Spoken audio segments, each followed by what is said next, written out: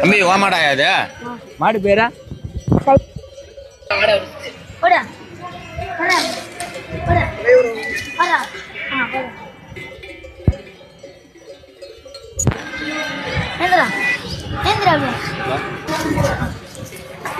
நல்லா பார்த்துக்குங்க.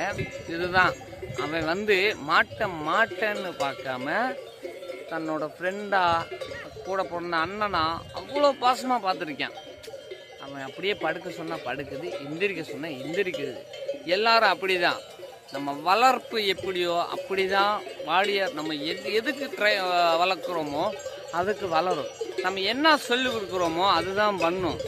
நிறைய பேர் என்ன நினைக்கிறீங்க, கண்டு நம்ம வளர்க்குறோம் வாடியில் பாயலன்னா அதுக்குள்ளேயே அவன் நல்லா பார்த்தீங்கன்னா கிட்டத்தட்ட அது 3 வருஷத்து மாடாக இருக்கும். குறைஞ்சபட்சம் ஒரு 3 வருஷம்னு வச்சுக்கோங்க. அவன் அந்த மாடு சேச்சு கூட இல்லை, அவனுக்கு ஒரு 3 வருஷம் கழிச்சு பார்த்தா அவன் பால் சின்ன பையன்லேருந்து அந்த மாட்டு கூடயே இருந்திருக்கான். அப்போ எவ்வளோ பாசமாக இருக்கு.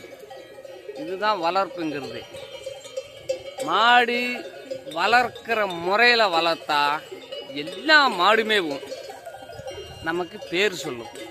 இப்போ உதாரணத்துக்கு நான் இருக்கேன், காலி வாடான்னா வர்றியான், இது நில்றான்னா நிற்கிறியா. ஸோ நம்ம வளர்க்குற முறை இருக்குது. நம்ம எப்படி வளர்க்குறோமோ அப்படி தான் மாடும் வரும். நம்ம நல்ல முறையில் வளர்த்தா நமக்கு கழுத்துக்கு கத்தி வர்றதுக்கு முன்னாடி மாடு நிற்கும், அவன் குடல் கொம்பில் இருக்கும். நமக்கு எல்லாமே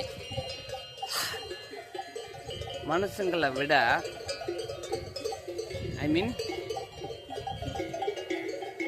சொல்கிறதுக்கு என்ன உங்களுக்கே நல்லா தெரியும்.